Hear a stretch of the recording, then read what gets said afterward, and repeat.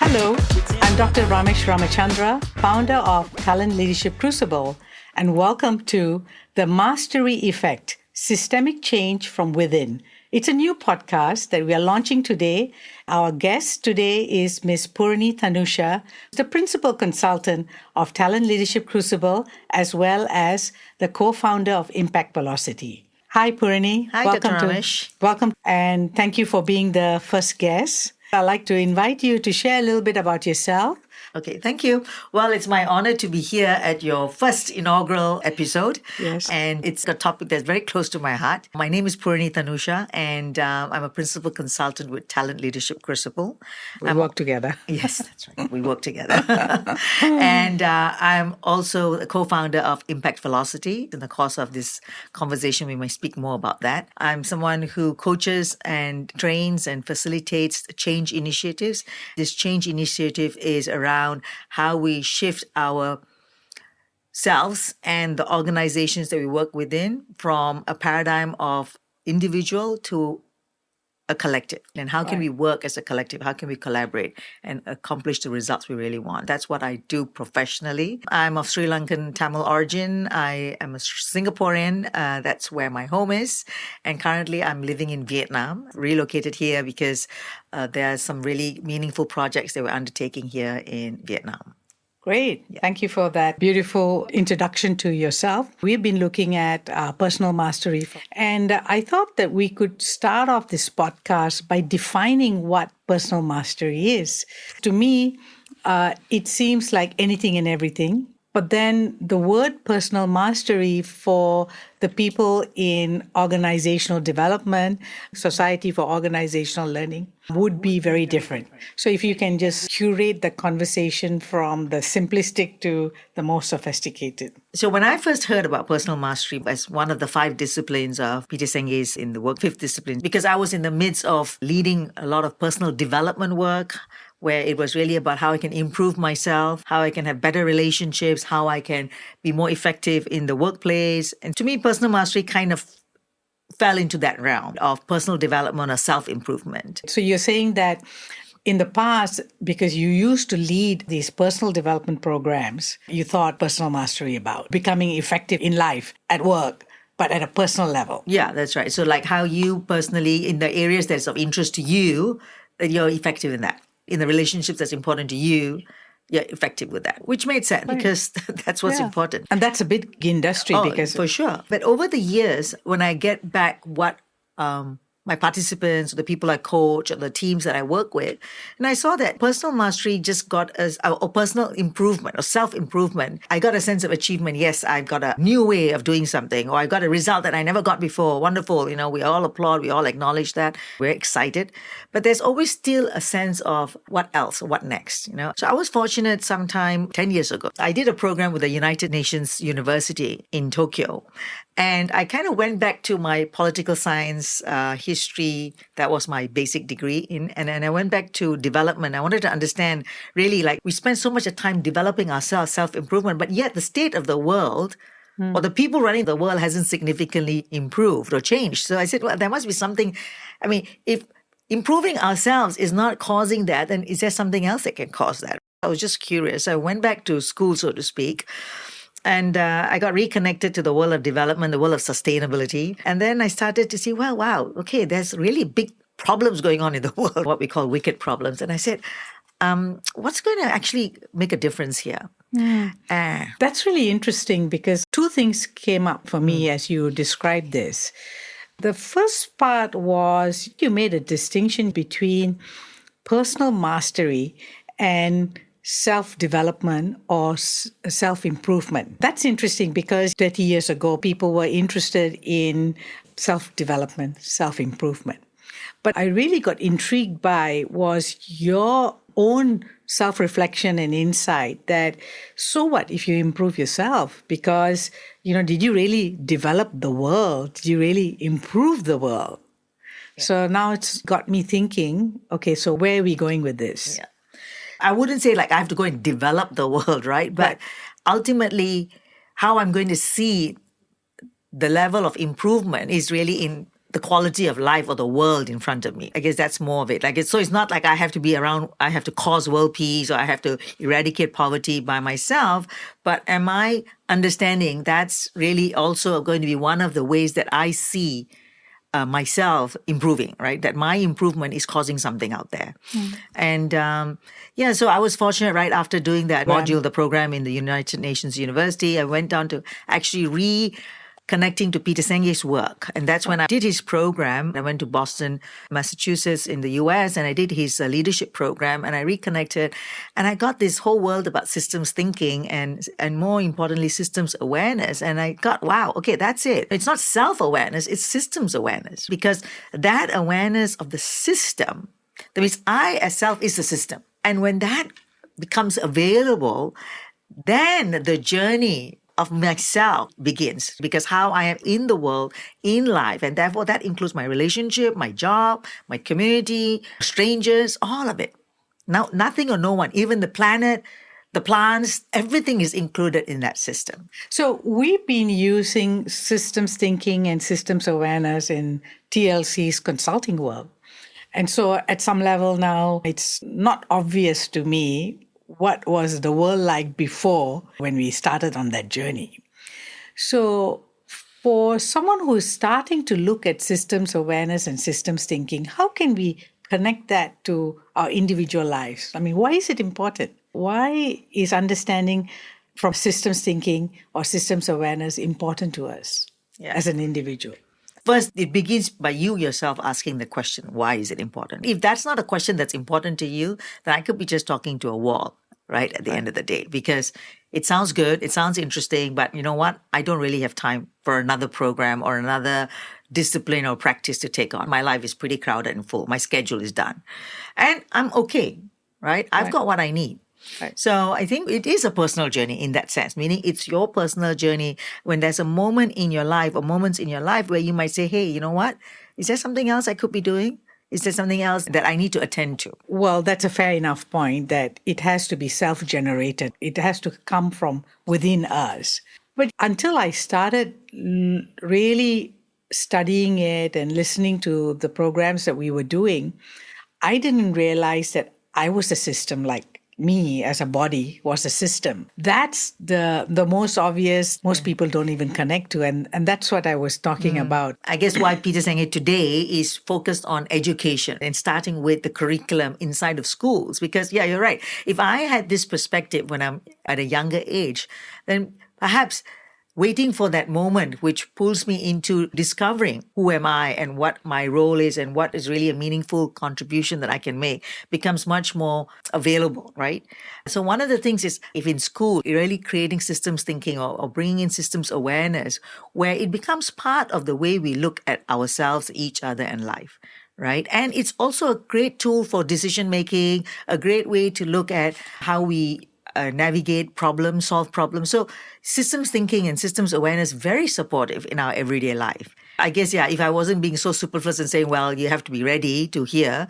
But yeah, we could proactively be already generating it at certain curriculums and certain conversations. Right. So you're saying if we understood that everything is a system, essentially, whether it's our education system, our health care system, more importantly, as an individual, as a human body, we are a system ourselves, then we become interested in what are the unintended consequences in terms of the actions we take because they're interconnected, interrelated, and interdependent. Yeah. Two things that actually stand out about a system when you get systems. One is the unintended consequences, and two is delays. And so, when we talk about the world of instant gratification, when people get as a system, when I do something, instant gratifications, I want to see that result, right? And then we get frustrated and we say, oh, forget it. And then we lose our interest and we move on to the next thing. But when we talk about discipline and mastery, we've got to be willing to get the conversation of delays. What does that mean? That when I do something, there are things that are happening in between that need to move in order for that result to show back. And so if I get that, I'm not going to give up so easily. There's a sense of resilience, perseverance, patience, all of that comes in because cognitively I get delays inevitable. Same thing with unintended consequences. So then I'm not blaming myself or others. I'm just saying, oh, okay, that happened. Right. Can I learn about this? And what can I do better the next time? So when we get unintended consequence is part of the game, so to speak, or part of what happens inside systems, then I think we might have a much more compassionate, gracious society too. So the two key things about understanding and knowing systems thinking and awareness is that the impact of interdependence and that a system has a life of its own. And number two is the fact that each one of us, when we do something, it may also result in an unintended consequence. So, Poorani, how can one cultivate system awareness in one's life or apply it in their workplace? And, you're a facilitator, you lead these programs. And how do you bring that across? We start off first going back to the basic, like what is my understanding of a system? So many of us have heard the word system, but what do we really know or think about a system in our own understanding? So then from getting someone's current and own understanding of system. So if let's say somebody says, oh, my body is a system. Oh, that's great. Okay, fine. So now that system working. Now, if you say then I want this system to be healthy, now this system then needs to interact with, let's say, the food system or the climate or the environment system, right? So then they start to see, well, this system is then connected to other systems. So when we keep zooming out, then what you see, this entire system. And what is this entire system called? That system is called life. As they zoom out, then they get in their own recognition, which possibly they may have conceptually known perhaps, but really got that, oh, wow, if my body is going to function well, if I want a healthy body, I can't just be focusing on this body. I might have to start to pay attention to the food system, the climate system, right? I may have to focus on the supply chain system because all of this then working together is what allows this body to thrive. So nothing here works on its own. So then once that aha moment strikes, then you start to get curious. Oh, in my workplace, you start to get, I've got sales, I've got marketing, I've got finance. How does it work? If I'm saying, no, as long as I do my job, it's fine. I deserve my bonus or I deserve to get whatever for my job. But when we see from our systems, we understand that how our colleagues in the other departments and how we interact with them, makes for the effective success or effectiveness of the organization. Poorani, you've worked on many projects. Give us an example of how personal mastery has led to systemic change in either your leadership or one of your work projects.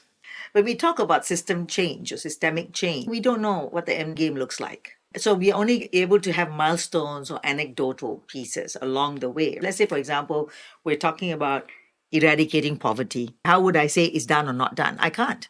That is the nature of systemic change, what we call wicked problems. I do not know whether it's happening, but I need to have the clarity or the confidence that what I'm doing is impacting and causing that systemic change. For example, when the client recently started embracing the systems awareness and the systems perspective in their work decisions. And so they had to make a particular decision about whether they're going to cut down the electricity supply because overall in the nation there was a shortfall. All the provinces were told that they need to ration the electricity. We've got a 24-hour factory and we need to keep running, so we'll just pay more money or do something to get more so that we can continue to run.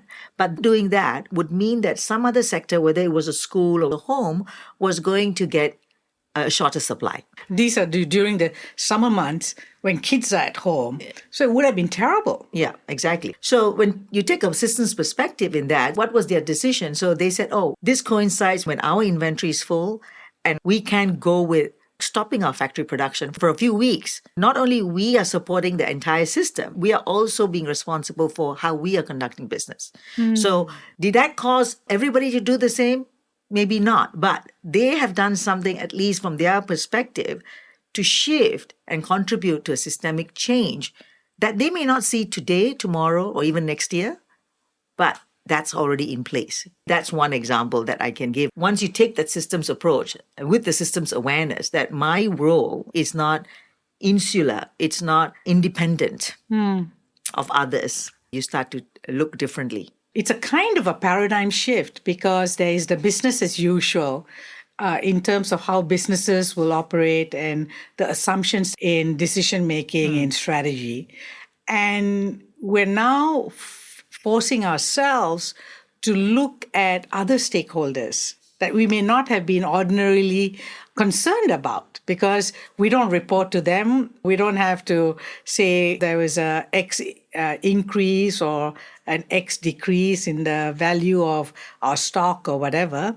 And yet we are concerned enough to be part of that community. So is it like stakeholder responsibility? Sure. Again, there are so many terms and frameworks that have been created with really good intentions from a systems perspective by great thinkers. Unfortunately, when it comes into a context that is not holding systems thinking, then it just becomes another checkbox. Another thing, we got to do stakeholder engagement. But are they really making choices and decisions that they are responsible for the ultimate impact? And so I think this is where the great shift or the reset needs to happen. I mean, you talk about quality management, right? It's also systems. But when it's not used with systems awareness, it just becomes another thing. Let's use that because everybody else is doing it and it's a requirement, a standard we have to check off, right? But it doesn't make a meaningful contribution that it was designed to do. Let's move into another area.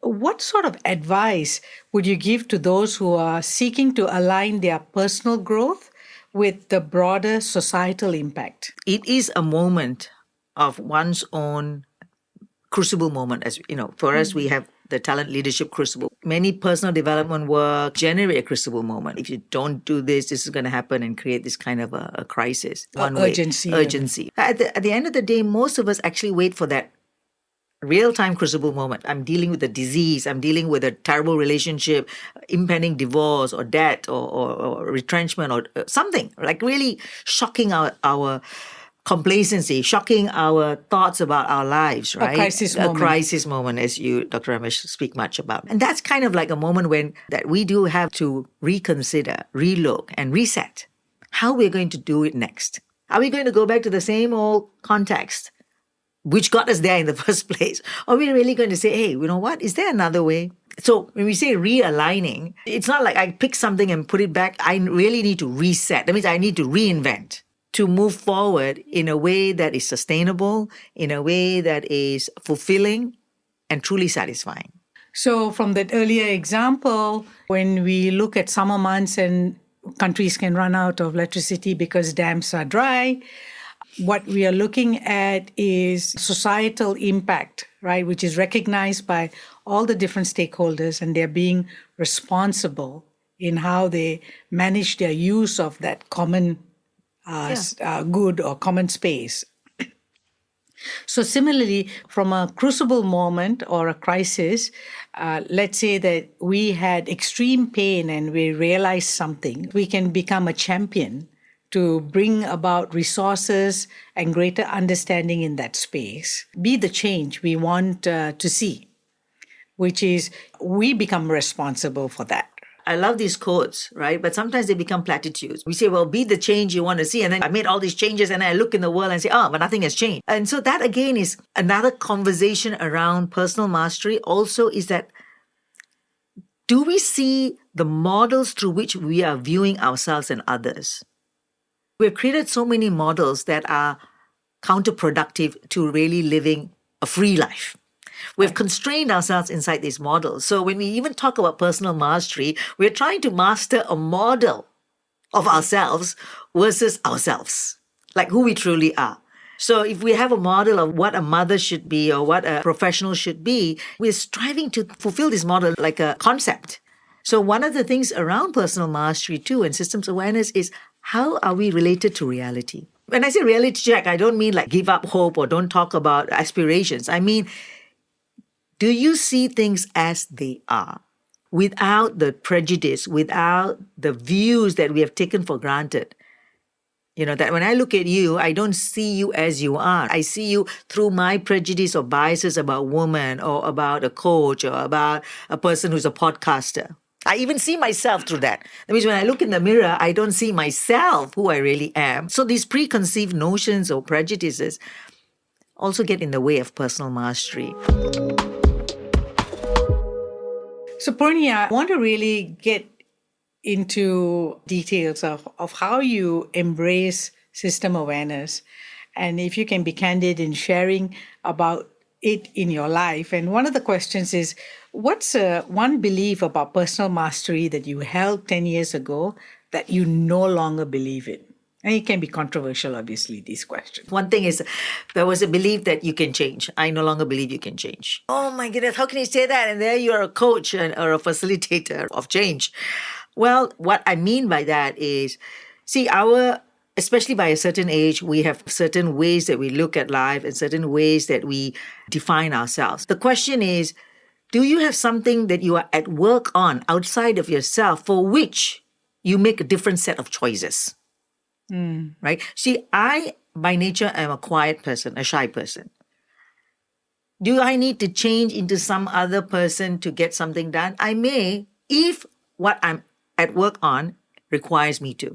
But I'm not changing for the sake of change. And in fact, I cannot. But I can, at that moment, choose to be a different kind of person or access a different way of doing something for what needs to happen. Oh, nice. So you're saying that when we create or choose, that then becomes the defining perspective for us, because it puts us into action from a different place, and there's nothing to fix here in terms of who we are right now. Yeah, a lot of personal mastery or self-improvement work has been like, I got to fix this, I can do something. But, there's things to get done. So if what needs to get done, I have in that moment a choice to act a new way or a different way. And those multiple moments of choices that I make is what cumulatively at end of something might look like a change. But I'm not changing what you fundamentally are. Or whatever that I have held, like I'm a shy person or I'm a person who values kindness. If I need to have a certain kind of a tough conversation, then can I have that tough conversation? Now, why would I have that tough conversation? Because I'm a real kind person. But if there's something in front that I've already dedicated and clearly articulated as my mission or vision in life, then I would choose at that moment a different way. So what was the strangest or most unexpected lesson that you've learned in your journey? A strange or unexpected lesson, I don't know. And you've done many things over the last 30 years. I have learned with many masters and modalities, Dr. Ramesh also, Yes, right? and with many thought leaders. Yeah, we've journeyed together and attended many courses. I wouldn't call them strange. I guess if I thought them strange, I wouldn't have done as many or as diverse, right? From hypnosis to EFT to Vipassana, many days of just completely being silent, or even for fasting, for body, mind, spirituality. I guess strange in the sense of how people relate to it. It may be ahead of time. Maybe strange is also like you're willing to step out of your comfort zone. Yeah. So, and maybe that's how I was brought up, to not really have a preconceived notion about what I can and cannot do or what I could explore or not explore. So I guess that also supported doing strange things, perhaps, what might have been considered strange by others, but to me it was not strange, obviously. What's a personal habit or ritual you have never shared publicly before? Talking to myself in the mirror used to be something that I did. Now people do say talking to yourself in the mirror is effective, but I know it became natural for me as a teenager, once in a while, to have a conversation with myself in the mirror, which I found was actually quite powerful. Because there's so many tools and resources, I don't have a discipline of something that I do all the time. Things change over time. If you lost everything today, your reputation, your network, your success, how would you rebuild your mastery from scratch? And have you ever been in that situation? I don't know whether I've been in a situation where we have had to rebuild from scratch. Meaning that maybe I had to rebuild my work from scratch, or I had to rebuild my relationship from scratch, or I had to rebuild my money from scratch. But I don't think all of it together from scratch. One of those has happened. I think that is the strength that what you have built or taken on from mastering yourself is your basis or foundation that never goes away. So you can always rebuild. So I remember when I quit my job, everyone saying, why would you quit such a position where you are so respected in that particular segment that you move? People would recognize you and say, wow, you're doing that, well admired, blah, blah, blah. So when I left that and I'm saying, wow, now I've got none of that, how would you be known? But then I was surprised when I showed up with none of that, people could still recognize who I am from some of the fundamental skills or ways that I conduct myself. And one thing that I would say is a skill that stays with you is listening. How you listen is a very engaging, in fact, charismatic skill that if anybody gets that and develops that, can stand them in good stead in life. So, Poorani, thank you very much for, exploring this podcast with me. And I was intrigued. I know that you have defined yourself as a shy person, but I was wondering whether you would be up to co-hosting this podcast with all the other guests with me, and sometimes doing it yourself, because you're actually the expert who's part of Society for Organizational Learning in Singapore. And you're also involved at a global level. And what do you think? Well, wow, that'd be a wonderful opportunity. Thank you so much for inviting me and asking me to do that, Dr. Ramesh. I accept that. Oh, great. Only because remember I told you, right? Yes.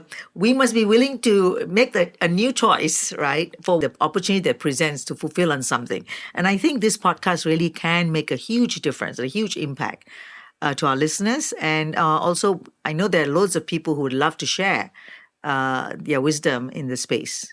Wonderful. So thank you, Poorani, for joining me in the future episodes as my co-host and sometimes hosting it yourself. Oh, my pleasure. Thank you.